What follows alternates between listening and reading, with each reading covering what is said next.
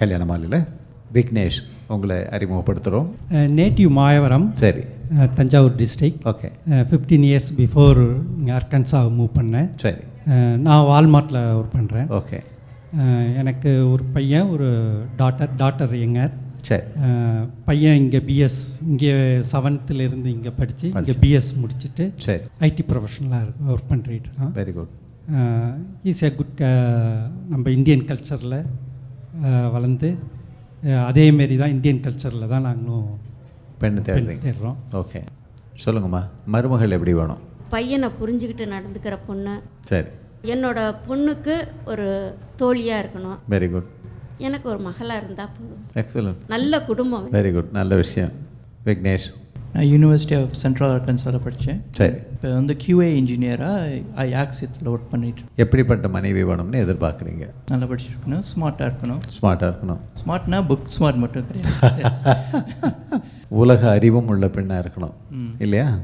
Right. நீங்கள் கேட்குற மாதிரி குவாலிட்டிஸோடு படித்து உங்கள் அப்பா அம்மாவுக்கு ஒரு சிறந்த மருமகளாக இல்லாத மகளாக, தங்கைக்கு ஒரு தோழியாக, உங்களுக்கு வந்து ஒரு சிறந்த மனைவியாக அமைவாங்க. நல்ல மருமகள் வருவாங்க. இந்த நிகழ்ச்சியில் வந்து கலந்துக்கிட்டீங்க. வாழ்த்துக்கள். வணக்கம். ஆர் விக்னேஷ், பதிவு 715413, வயது 27, BS கம்ப்யூட்டர் சயின்ஸ், USல் படித்தவர்.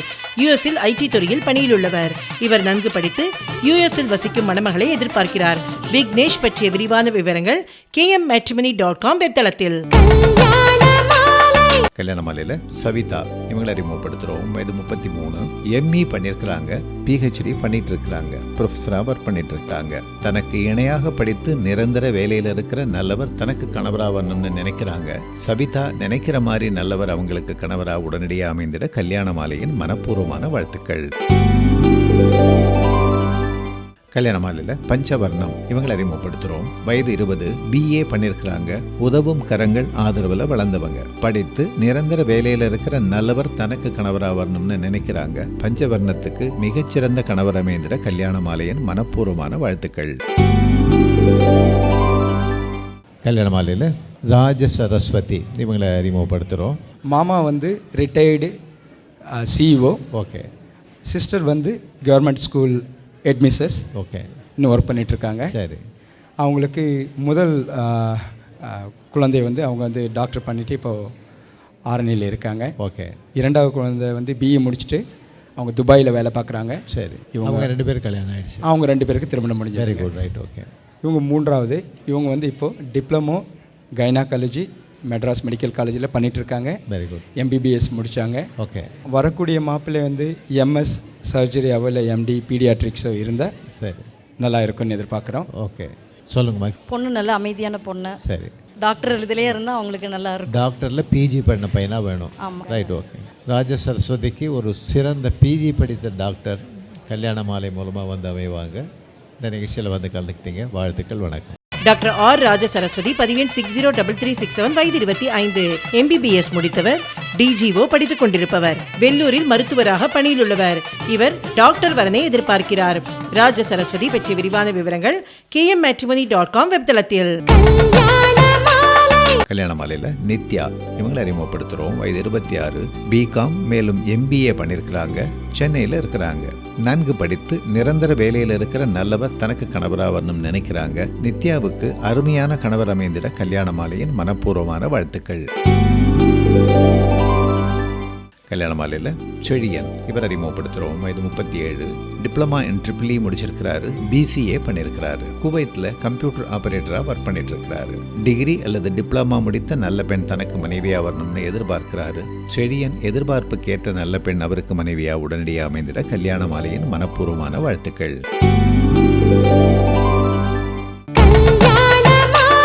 நான் படித்து வந்த ஊர் பற்றியெல்லாம் பேசலாமா அப்படின்னு சொல்லி கேட்டப்ப, இல்லை நீ வழக்கம் போல் சாப்பிட்றத பற்றி அதை பற்றியே பேசலான்னு சொல்லி கூப்பிட்டு வந்தாங்க. கல்யாண மாலையில் உங்கள் வீட்டு வரன் பற்றிய விவரங்களை பதிவு செய்ய லாகான் செய்யவும் kmmatrimony.com. மேலும் விவரங்களை பெற கல்யாண மாலை 6/1 ராமசாமி ஸ்ட்ரீட், டி நகர், சென்னை 17. ஃபோன் 24341400.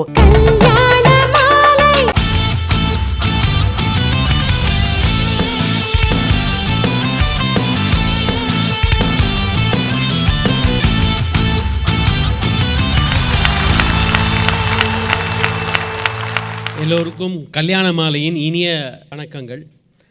ஃபஸ்ட் இன்னைக்கு பேச்சரங்கத்தில் பேச வர்றது டாக்டர் சிவராமன்.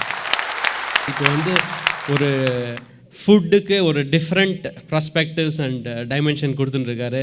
நிறைய ப்ரோக்ராம்ஸ் நீங்கள் பார்த்துருப்பீங்க. என்ன அவர் பழைய கால உணவு இதையும் பற்றி பேச போகிறான்றதை ஞாபகப்படுத்துகிறான்றதை நம்ம பார்க்கலாம். தேங்க்யூ. ஞாபகம் வருது. US அட்லாண்டாவில் நடைபெற்ற கல்யாண மாலை நிகழ்ச்சியில் மறந்து போன பழைய உணவு பழக்கங்களை பற்றி நினைவூட்டுகிறார் டாக்டர் சிவராமன். ஞாபகம் வருதே, ஞாபகம் வருதே, பொக்கிஷமாக நெஞ்சில் புதைந்து நினைவுகளெல்லாம் ஞாபகம் வருதே.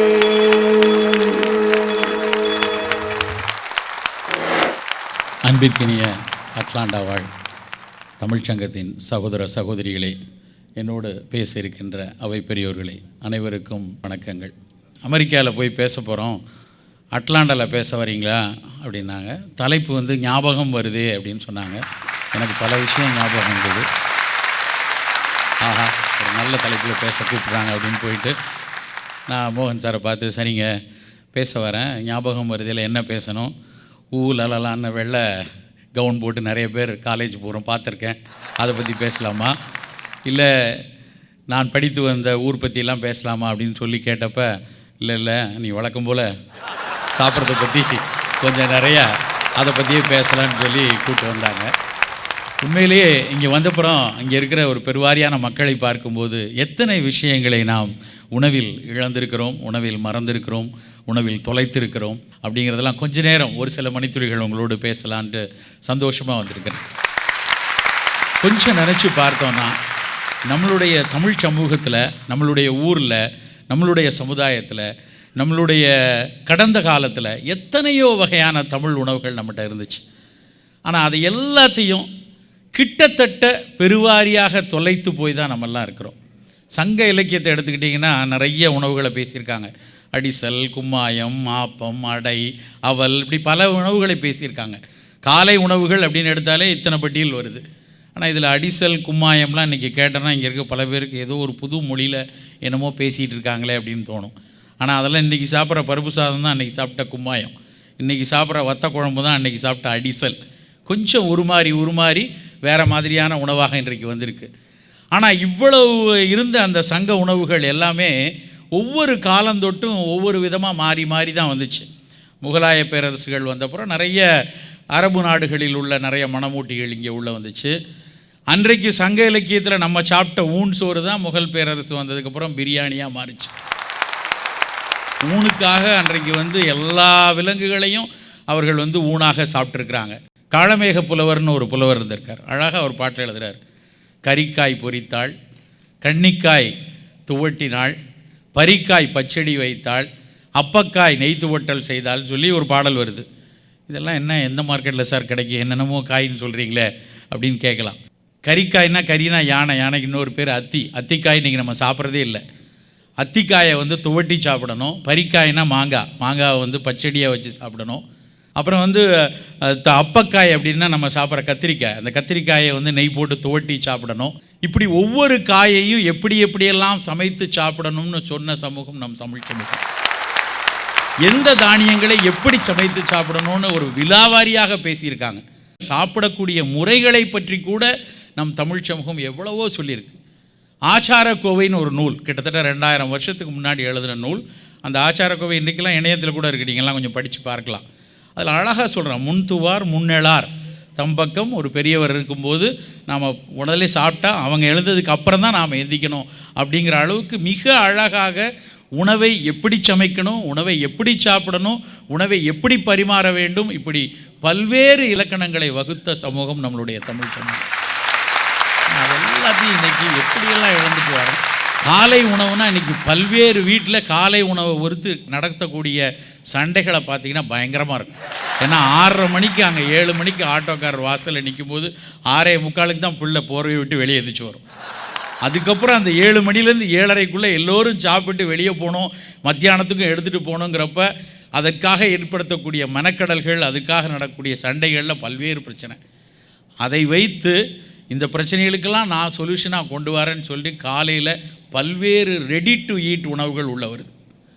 நீ எதுக்குப்பா முந்தின நாளே தண்ணியில் ஊற வச்சு, அதுக்கப்புறம் அதை ஒரு 8 அரைச்சி, அதுக்கப்புறம் 8 மணி நேரம் புளிக்க வச்சு, அதுக்கப்புறம் காலையில் அதை இட்லியாக ஊற்றி தோசையாக ஊற்றி, இதெல்லாம் எதுக்கு?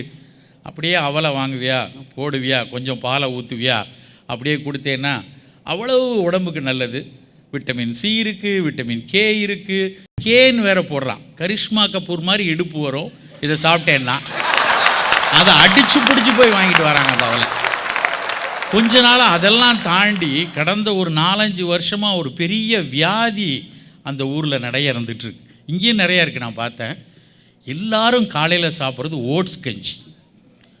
இந்த ஓட்ஸ் நான்லாம் பள்ளிக்கூட காலத்தில் படிக்கும் பொழுது ஓட்ஸ் அப்படிங்கிற தானியம் அப்படின்னு படிச்சிருக்கிறேன்.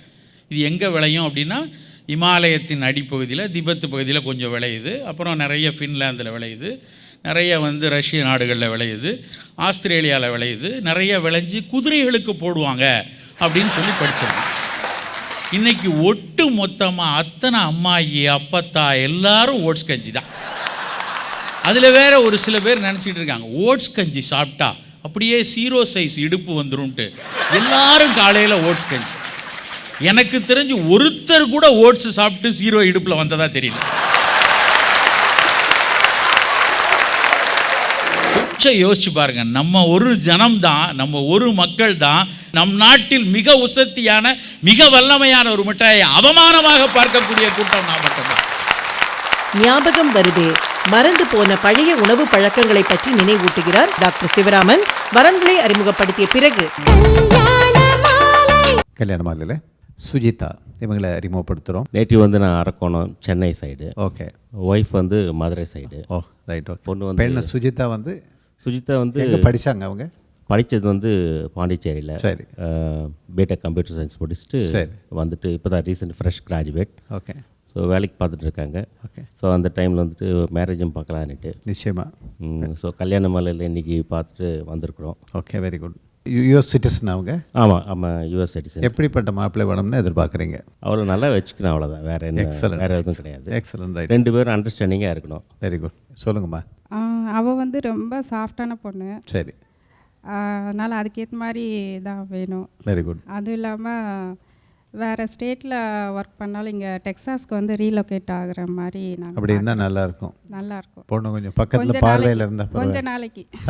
ஆமாம், அவள் கொஞ்சம் அட்ஜஸ்ட் ஆகி போகிற வரைக்கும். Okay okay. நீங்கள் கேட்குற மாதிரி, நீங்கள் நினைக்கிற மாதிரி, நீங்கள் விருப்பப்படுற மாதிரி ஒரு நல்ல கணவன் அந்த பெண்ணுக்கு வந்து அமைவாங்க. சிறந்த மருமகன் கல்யாண மாலை மூலமாக வந்து உங்களுக்கு கிடைப்பாங்க. இந்த நிகழ்ச்சியில் வந்து கலந்துக்கிட்டீங்க, வாழ்த்துக்கள். வணக்கம். ஆர் சுஜிதா, பதிவெண் 738014, வயது 23, பிடெக் முடித்தவர். இவர் யுஎஸ்இல் உள்ள நன்கு படித்து நல்ல பணியில் உள்ளவரனை எதிர்பார்க்கிறார். சுஜிதா பற்றிய விரிவான விவரங்கள் kmmatrimony.com வெப்தளத்தில். கல்யாண மாலையில் திவாகர், இவர் அறிமுகப்படுத்துகிறோம். வயது 24, பிஇ பண்ணியிருக்கிறாரு. சென்னையில் ப்ரொடக்ஷன் இன்ஜினியராக ஒர்க் பண்ணிட்டு இருக்கிறாரு. பிஜி அல்லது ப்ரொஃபஷனல் டிகிரி முடித்த நல்ல பெண் தனக்கு மனைவியாக வரணும்னு விரும்புகிறாரு. திவாகர் விரும்புகிற மாதிரி நல்ல பெண் அவருக்கு மனைவியாக உடனடியாக அமைந்திட கல்யாண மாலையின் மனப்பூர்வமான வாழ்த்துக்கள். கல்யாண மாலையில் சிவசங்கரி, இவங்களை அறிமுகப்படுத்துகிறோம். வயது 29, பிஇ பண்ணியிருக்கிறாங்க. சென்னை எம்என்சியில் சாஃப்ட்வேர் இன்ஜினியராக ஒர்க் பண்ணிட்டு இருக்கிறாங்க. ப்ரொஃபஷனல் டிகிரி முடித்து நிரந்தர வேலையில் இருக்கிற நல்லவர் தனக்கு கணவராக வரணும்னு விரும்புகிறாங்க. சிவசங்கரியின் விருப்பத்திற்கேற்ற நல்லவர் அவங்களுக்கு கணவராக உடனடியாக அமைந்திட கல்யாண மாலையின் மனப்பூர்வமான வாழ்த்துக்கள். கல்யாண மாலையில் அம்பலவாணன், இவரை அறிமுகப்படுத்துகிறோம். நாங்கள் செங்குந்த முதலியார். சரி. அவன் வந்து பிஎஸ்சி கம்ப்யூட்டர் சயின்ஸ் முடிச்சுட்டு எம்பிஏ முடிச்சிருக்கிறா. அப்படியே சரிம்மா. இப்போ ஜேஜே மில்ஸில் திருப்பூரில் அக்கௌண்ட்ஸ் மேனேஜராக ஒர்க் பண்ணிகிட்ருக்கிறா. சரிம்மா. பிபிஎம் படிச்சுட்ருக்கிறா. அப்படி சரி. அவனுக்கு ஏற்ற மாதிரி நல்ல மருமக இருந்தால் படித்த பிள்ளையா வேலைக்கு போகிற பிள்ளையா அவங்க 2 பேர் அட்ஜஸ்ட் பண்ணிக்கிற மாதிரி. Very good. ரைட். ஓகே, சொல்லுங்கள். அவர் நல்ல ஜாலி டைப் சார். நல்லா ஃப்ரீ டைப்பில் அவருக்கு ஒய்ஃப் வேணும். Very good. ரைட். ஓகே. அம்பலவாணனுக்கு சிறந்த மனைவி, உங்களுக்கு அருமையான மருமகள் கல்யாண மாலை மூலமாக கிடைப்பாங்க. இந்த நிகழ்ச்சியில் வந்து கலந்துக்கிட்டீங்க, வாழ்த்துக்கள். வணக்கம்.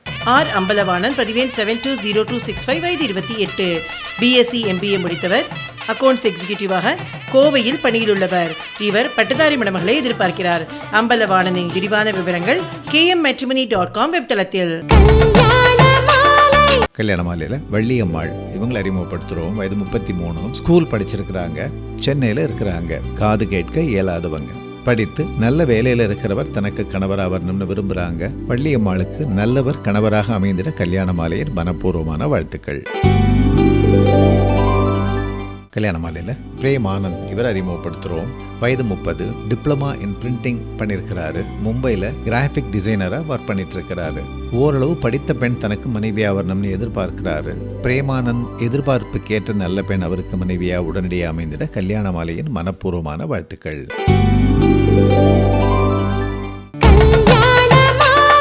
கல்யாண மாலையில் உங்கள் வீட்டு வரன் பற்றிய விவரங்களை பதிவு செய்ய லாகான் செய்யவும் kmmatrimony.com. மேலும் விவரங்களை பெற கல்யாண மாலை 6/1 ராமசாமி ஸ்ட்ரீட், டி நகர், சென்னை 17, ஃபோன் 24341400.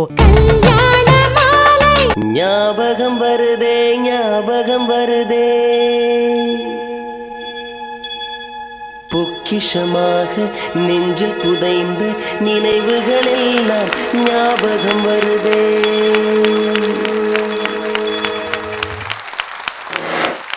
அப்படி என்ன ஓட்ஸில் இருக்குது அப்படின்னு பார்த்தா, ஓட்ஸில் பீட்டா குளுக்ககான் இருக்குது, நிறைய புரதம் இருக்குது, ஃபைபர் இருக்குது. அதனால் ஓட்ஸ் சாப்பிட்றாங்க. யாராவது ஓட்ஸ் தானியத்தை வாங்கியா சாப்பிட்றோம்? அத்தனையும் ஓட்ஸ் அவல். அந்த ஒரு ஓட்ஸ் தானியம் ஒரு ஓட்ஸ் அவலாக மாறுறதுக்குள்ள எவ்வளவு பிரச்சனைகளை அது சந்திக்குது.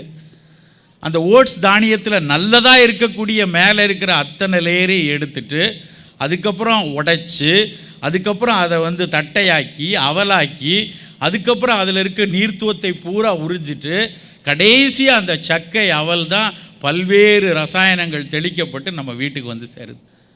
60 டிகிரியில் வேக வச்சு கிட்டத்தட்ட 140 150 டிகிரியில் உள்ள ஈரத்தை பூரா உறிஞ்சு இடையில 60-70 டன் உள்ள எந்திரத்தினால நசுக்கப்பட்டு இவ்வளவும் பண்ண தானியத்தில் என்ன இருக்கும் கடைசியில்? அந்த அவலைத்தான் நம்ம எல்லாரும் போய் சாப்பிட்டுட்டு எல்லாருக்கும் வந்து ஓட்ஸ் கஞ்சி சாப்பிட்டா உடம்பு மெலியும் அப்படின்னு சொல்லி சாப்பிட்டுக்கிட்டு இருக்காங்க. அப்போ கொஞ்ச காலமாக சமீபத்தில் கஞ்சிலாம் சாப்பிடாதீங்க, கஞ்சி சாப்பிட்டா சர்க்கரை வியாதிக்கு நல்லதில்லை, கஞ்சி சாப்பிட்டா சர்க்கரை வியாதி ஏறிடும், உடம்பு கூடிருன்னு தெரிஞ்ச உடனே அவன் முழிச்சுக்கிட்டான். ஓட்ஸில் உப்புமா கிண்டு, ஓட்ஸில் கொழுக்கட்டை பண்ணு, ஓட்ஸில் மோதகம் பிடி, ஓட்ஸில் பிஸ்கட் வாங்கி வை. இப்படி ஓட்ஸ் வணிகம் எக்கச்சக்கமாக போகுது. ஓட்ஸ் நல்ல தானியம் தான், ஆனால் அது நமக்கு அவசியமானு கொஞ்சம் யோசிக்கணும். ஓட்ஸ் மாதிரி 1000 சத்துள்ள சிறுதானியங்கள் நம்ம ஊரில் கொட்டி கிடந்திருக்கு. எத்தனை சிறுதானியங்கள் இருக்குது. என்ன ஏதோ ஒரு நல்ல பெரிய சீரியலுக்கு அந்த ஓட்ஸ் விளம்பரம் கொடுத்த மாதிரி நம்ம தினைக்கும் கம்புக்கும் விளம்பரம் கொடுக்க முடியல. விளைவு தான் கடைசியில் நம்ம எல்லாரும் தினையையும் கம்பையும் ராகியும் சோளத்தையும் காடைக்கண்ணியும் வரகையும் சாமையும் பற்றி கூட்டமாக பேச வேண்டியது. நண்பர்களே, ஒரு விஷயம் தெரிஞ்சு கொள்ளுங்க, இந்த ஓட்ஸில் வந்து ஓரிரு சத்துக்கள் இருக்குது. அது அவர்கள் விளையக்கூடிய இடத்துல இருந்துட்டு போட்டோம். தலைகீழ நின்னாலும் தாமிரபரணி கரையில் ஓட்ஸ் விளையாது, தலைகீழ நின்னாலும் காவிரி ஓரத்தில் ஓட்ஸ் விளையாது. இன்றைக்கு நிலைமையில் கிட்டத்தட்ட 6500 மெட்ரிக் டன் ஓட்ஸை வந்து நம்ம இறக்குமதி பண்ணிக்கிட்டு இருக்கோம். ஒருவேளை ஒட்டுமொத்த தமிழ்நாட்டு மக்களும் 5.5 கோடி மக்களும் ஓட்ஸ் சாப்பிட ஆரம்பிச்சிட்டா நம்ம முழுக்க ஏதோ ஒரு நாட்டில் காலை சாப்பாட்டுக்காக பிச்சை ஏந்திக்கிட்டு இருக்கோம். இதுதான் நண்பர்களே நிலைமை. நம்மிடம் இருக்கக்கூடிய ஒவ்வொரு தானியங்களையும் கொஞ்சம் உற்று பார்த்தோன்னா ஒரு 30-40 ஆண்டுகளுக்கு முன்னாடி வரைக்கும் அரிசி சோறுங்கிறது எப்போவாச்சும் தான் இருக்கும். அது வரைக்கும் நாம் அன்றாடம் சாப்பிட்டது குதிரைவாலி சோறு தான், அன்றாடம் சாப்பிட்டது சாமை அரிசி தான். நம்ம கோயில் கலசங்கள்லாம் மேலே கலசங்கள்லாம் ஒரு அரிசியை சேமித்து வைப்பாங்க. அது என்ன அரிசி தெரியுமா? வரகரிசி. ஒவ்வொரு கோயில்லையும் கலசங்களில் மேலே வரகரிசி சேமித்து வைப்பாங்க. ஏன்னா பஞ்சகாலம் வரும் பொழுது அந்த மன்னன் வந்து எடுத்து அந்த மக்களுக்காக கொடுப்பதற்காக ஒரு சத்தான அரிசிங்கிறதுனால தான் வரகரிசியை சேமித்து வச்சாங்க. அவ்வளவு சத்தான ஒரு அரிசி அது. கொஞ்சம் நம்ம ஒவ்வொரு காலகட்டத்தில் நாம் எத்தனை விஷயத்தை இழந்திருக்கோம்னு பார்ப்போம். நான்லாம் பள்ளிக்கூடம் படிக்கிற காலத்தில் அதிகபட்சம் நாம் சாப்பிட்டு ரசித்த ஒரு மிட்டாய் அப்படின்னா என்ன தெரியுமா? கடலை மிட்டாய் தான். அவ்வளவு சிறப்பான ஒரு மிட்டாய். இன்றைக்கி எத்தனையோ குக்கீஸ் வந்திருக்கு, எத்தனையோ மில்க் சாக்லேட் வந்திருக்கு. ஓட்ஸ் பிஸ்கட்டு, ஒரு குக்கீஸு, ஒரு மில்க் சாக்லேட் எல்லாத்தையும் ஒரு பக்கம் வச்சுக்கோங்க. இந்த பக்கம் கடலை மிட்டாயை வச்சுக்கோங்க. ரெண்டையும் கொஞ்சம் ஒட்டு பாருங்கள். கடலை மிட்டாயில் இருக்கக்கூடிய இரும்பு சத்து எதுலையாவது இருக்கா? கடலை மிட்டாயில் இருக்கக்கூடிய செலினியம் சத்து எதுலையாவது இருக்கா? கடலை மிட்டாயில் சேர்க்குறாங்களே நாட்டு சர்க்கரை, அது எதுலையாவது இருக்கா? இத்தனைக்கும் மேலே இதில் எந்த விதமான கெட்ட கொழுப்பும் கடலை மிட்டாயில் கிடையாது. ஆனால் நாம் என்ன நினைக்கிறோம் தெரியுமா? கடலை மிட்டாயை ரொம்ப கீழே யோசிச்சு வச்சிடும். எங்களோட வீட்டில் நாங்கள் இருக்கிற ஃப்ளாட்டில் ஒரு தடவை பிறந்தநாள் நடந்துச்சு. அந்த பிறந்தநாள் நடக்கும்போது நான் என்னுடைய நண்பர்கிட்ட வந்து சொல்லி, நம்ம இந்த தடவை குழந்தைக்கு வந்து ஒரு சர்ப்ரைஸாக எல்லா பிள்ளைகளுக்கும் வந்து நம்ம கடலை மிட்டாய் கொடுக்கணும் அப்படின்னு.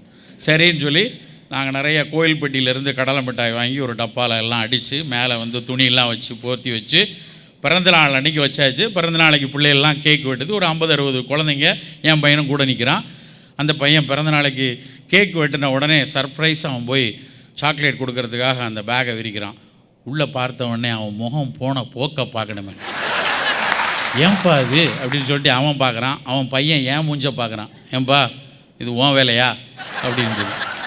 கொஞ்சம் யோசிச்சு பாருங்கள். நம்ம ஒரு ஜனம்தான், நம்ம ஒரு மக்கள் தான் நம் நாட்டு மிட்டாயை, நம் நாட்டில் மிக உசத்தியான மிக வல்லமையான ஒரு மிட்டாயை அவமானமாக பார்க்கக்கூடிய கூட்டம் நான் மட்டும்தான்.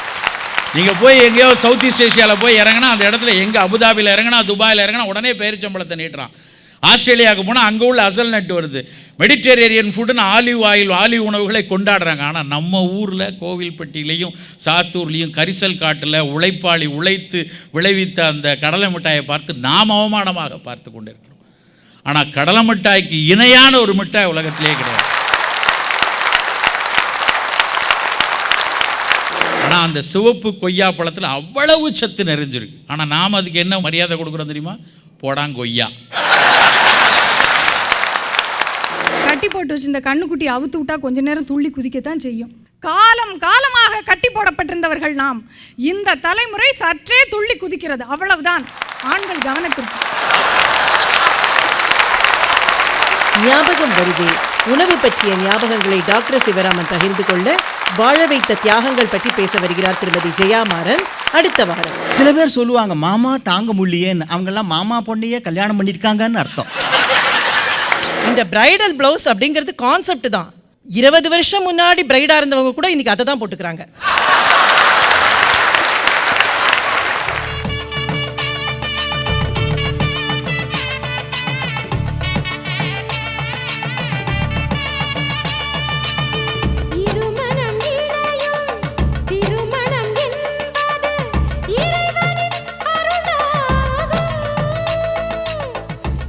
உங்கள் வீட்டு வரனுக்கு மிகச் சிறப்பான இல்வாழ்க்கை துணை அமைய பதிவு செய்து கொள்ளுங்கள். kmmatrimony.com.